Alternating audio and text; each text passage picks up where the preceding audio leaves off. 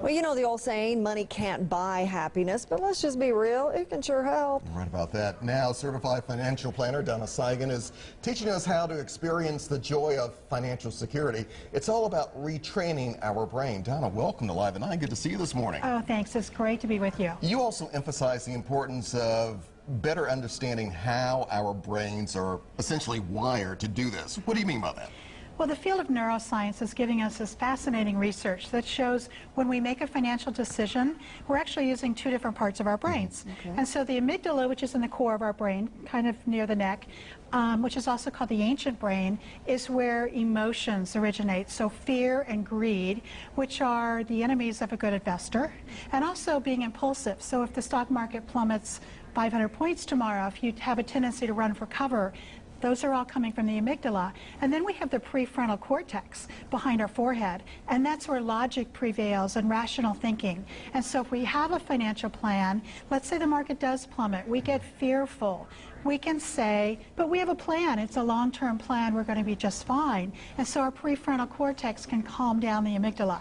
Okay, so is it a matter of developing our prefrontal cortex and making our amygdala smaller, or is that ability there? How do you quiet the amygdala? The amygdala, we don't want it smaller because it actually serves an important purpose.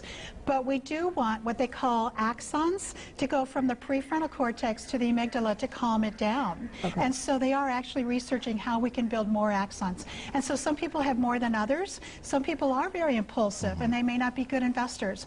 Other people may be wanting to analyze the situation forever to the point where they can't make a decision. And that's not good either. That's not good either, and we want to use both, and we want them in balance. Now, Donna, you might have some people watching and listening this morning and say, do I have to be a surgeon in order to better understand what they're talking about here? But in very layman's terms, what can we do to better understand this? Well, the best thing we can do is to have a plan and to know what our goals are and to write them down and then figure out what our asset allocation should be, what matches our goals and our risk tolerance, and then know that we're going to follow that plan. So in my opinion, money is important. It's not the root of all evil. It's nothing like that. It's very important, and it gives us some wonderful benefits, which are freedom and time.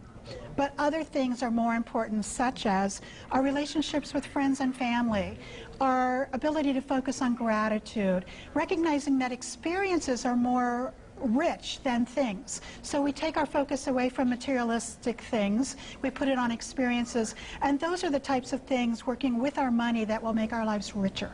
Okay.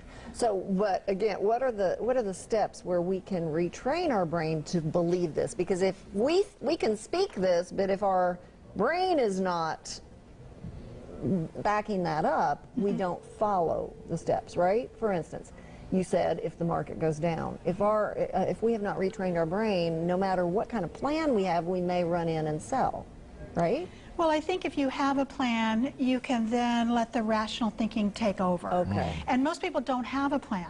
Most people don't know how much they're saving, so they figure that out. They just react. Yes. Instead of being proactive. Yes, yes. Having the plan is key. Knowing how much you're saving, figuring out what your net worth is, and taking some very simple steps towards financial security, so when the market does decide to plummet, which it will, you can just say, I'm going to be just fine. Are we, though, really all equipped, though, to kind of retrain the brain to better understand, and not just understand, but execute some of these steps you were speaking about? You know, I don't think we have to be a neuroscientist or we have to get into the analytical side. We just need to be aware that if we do start feeling impulsive, you know, if you're listening to your neighbor Joe and his hot stock tips, right, that's not a good sign. Right. And so changing your behavior, putting some structure into your finances, I think it really will help you make better decisions. And we've talked about investing, but now let's just take it down to shopping.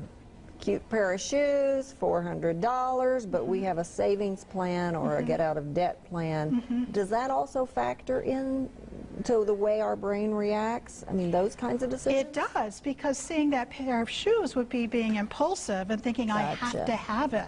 It's immediate gratification. And so the way to really kick a savings plan into action is to make it automatic. So just like when someone's funding a 401k, you make sure that the money gets pulled out automatically at the beginning of the month, and then within a few months you won't even notice that it's gone. So you set up your savings to be very automatic, and then also recognizing that that pair of shoes is probably not going to bring us any happiness.